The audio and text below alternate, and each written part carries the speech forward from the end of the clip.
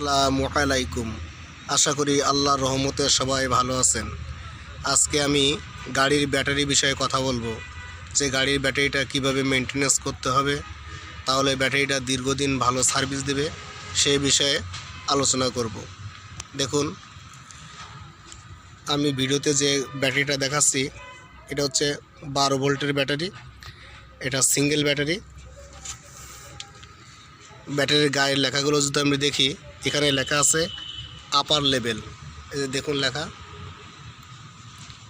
আপার level, lower level. এখানে লেখা আছে উষা,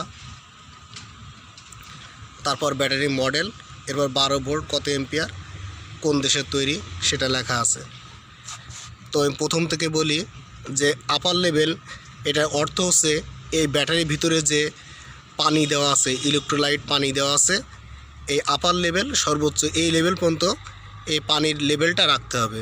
লোয়ার লেভেল অর্থাৎ সর্বনিম্নে ব্যাটারির পানি এই লেভেল পর্যন্ত রাখতে হবে, এর নিচে যাওয়া যাবে না, আর এটার উপরে যাওয়া যাবে না। উপরে গেলেও বিপদ, নিচে গেলেও বিপদ। তারপরে এটা হচ্ছে উষা কোম্পানির ব্যাটারির একটা লোগো, ব্যাটারির নাম উষা পারফেক্টা। এরপরে ব্যাটারির মডেলটা দেওয়া আছে, তারপর নিচে দেওয়া আছে ব্যাটারিটা কত ভোল্টের, 12 volt 110 ampere hour, Japanese original brand. তো এটা হচ্ছে ব্যাটারির গায়ের লেখা। এর হচ্ছে এবার ব্যাটারিটার আমরা উপর থেকে দেখি। ব্যাটারি এখানে কয়েকটা দেখুন ভেন্ট প্লাগ আছে, বা ওয়াটার ফিলার যে প্লাগ সেটা দেওয়া আছে। তো এই প্লাগের প্রতিটা মাথায় দেখুন একটি করে ছিদ্র দেওয়া আছে। গাড়ি যখন রানিংয়ে থাকবে ব্যাটারিটা তখন চার্জিং হবে। ইঞ্জিন স্টার্ট দিলেই অল্টারনেটর ঘুরবে, আর অল্টারনেটর ঘুরলেই ব্যাটারি কিন্তু চার্জ হওয়া শুরু হবে। তো যখন ব্যাটারি চার্জ হবে তখন ব্যাটারিটা অনেক গরম হবে, এবং এর ভিতরের পানিটাও গরম হবে, এবং বাষ্প তৈরি হবে। সে বাষ্পগুলো এই ছিদ্র দিয়ে বাইর হয়ে যাবে। তো আমরা যদি এই ব্যাটারির ছিদ্রগুলো যদি পরিষ্কার না করি নিয়মিত, একসময় এটা বন্ধ হয়ে যাবে, তখন কিন্তু ভিতরে যে বাষ্প তৈরি হবে এটা বাইর হতে পারবে না। সেক্ষেত্রে ব্যাটারির যে ভিতরে সেলগুলো আছে এগুলো ড্যামেজ হয়ে যাবে। এরপর দেখুন যে ব্যাটারির পোস্ট বা টার্মিনাল, এখানে দেখুন জেলি দেওয়া আছে।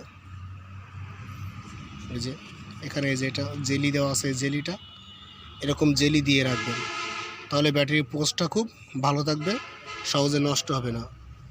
এই জেলি যদি না পান তো যে মেরিল আছে, আমরা শীতের সময় যে মেরিল ব্যবহার করি, এই মেরিলটাও দিয়ে রাখতে পারেন, অথবা ব্যাটারির দোকানে গেলে এই জেলিটা পাবেন। দেখুন এটাও জেলি দেওয়া আছে, যদি জেলিটা দেন তো এই ব্যাটারির পোস্টটা খুব ভালো থাকবে এবং চার্জটাও ভালোভাবে চলে যাবে।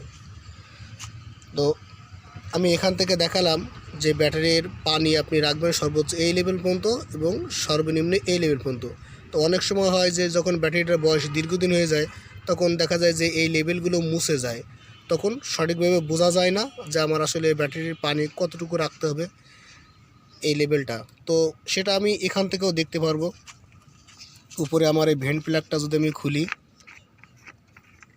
তো দেখুন এর ভিতরে একটা প্লাস্টিক আছে। এই যে ভিতরে একটা প্লাস্টিক, এই যে দেখুন দেখা যাচ্ছে, এই যে একটা প্লাস্টিক উপর থেকে নিচের দিকে গেছে। তো ওই প্লাস্টিকের মাথা বরাবর পানির লেভেলটা রাখবেন।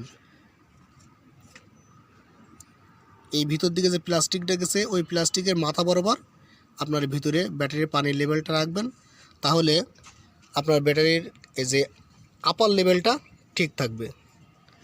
আর ব্যাটারিটা কমপক্ষে সপ্তাহে একবার হাইড্রোমিটার দিয়ে এই পানির গ্র্যাভিটি ঠিক আছে কিনা এটা অবশ্যই চেক দিবেন।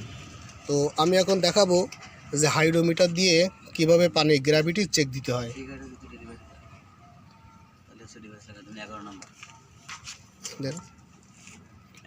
দেখুন এই যে একটা হাইড্রোমিটার, এই হাইড্রোমিটারটা আমরা এখানে দিয়ে দিলাম, এখান থেকে চেপে পানি নিলাম। এখন এই হাইড্রোমিটারের গায়ে লেখা আছে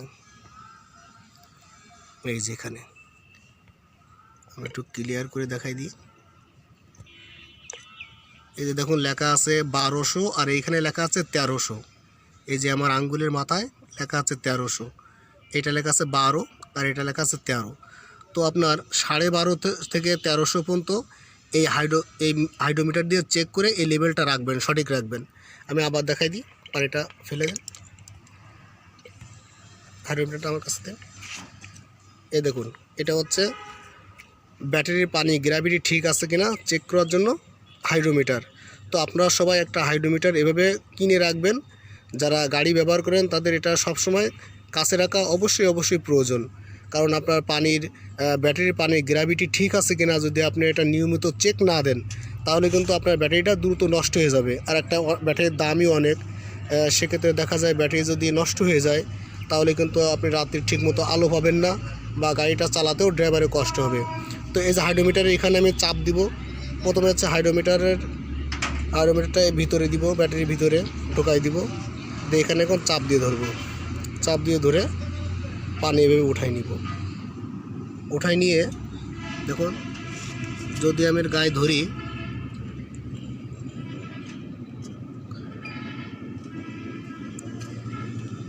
তো এই উপরে আছে 1200। মিটারটা একটু ধরেন, এদিকে আসেন, ধরেন। এই দেখুন এখানে লেখা আছে 1300 আর এই উপরে লেখা আছে 1200। তো আপনারা 12.5 থেকে 1300-এর ভিতরে রাখবেন। এই যে 1300 1200, 12.5 থেকে 1300-এর ভিতরে রাখবেন, তাহলে আপনার ব্যাটারিটা ভালো থাকবে এবং ব্যাটারিটা ভালো চার্জ প্রদান করবে। অনেক গাড়িতে 2টা ব্যাটারি থাকে, মানে 12 24 ভোল্ট পাওয়ার সাপ্লাই দেওয়ার জন্য। তো অনেকে করেন কি যে গাড়িতে আপনারা যে ইলেকট্রিক ফ্যান বা MP3 প্লেয়ার বা ভিডিও প্লেয়ার অনেক কিছু ব্যবহার করে থাকেন। তো তাদের আমি বলবো যে আপনারা সবসময় 24 ভোল্টের, এখন কিন্তু LED বাল্ব আপনারা 24 ভোল্টের কিনতে পাবেন, ফ্যান 24 ভোল্টের আছে, সব কিছু 24 ভোল্টের পাওয়া যায়। তো যে গাড়িতে 2টা ব্যাটারি আছে আপনারা অবশ্যই 24 ভোল্ট পাওয়ার সাপ্লাই নেবেন। কখনও একটা ব্যাটারি থেকে 12 ভোল্টের পাওয়ার সাপ্লাই নেবেন না। যদি এখানে 2টা ব্যাটারি থাকে আর আপনি একটা ব্যাটারি থেকে 12 ভোল্টের লাইন টেনে নিয়ে যদি আপনি ফ্যান বা MP3 এগুলো যদি ব্যবহার করেন তাহলে এই একটা ব্যাটারি কিন্তু দ্রুত চার্জ শেষ হয়ে যাবে, সেক্ষেত্রে আপনার ওই ব্যাটারিটা দ্রুত নষ্ট হয়ে যাবে। আর যদি 2টা ব্যাটারি থাকে 24 ভোল্ট থেকে যদি আপনি 24 ভোল্টই নেন বা আপনার যদি খুব প্রয়োজন হয় যে 12 ভোল্ট আপনার লাগবে তাহলে আপনি একটা কনভার্টার নিয়ে নেবেন, 24 থেকে আপনাকে 12 করে দেবে।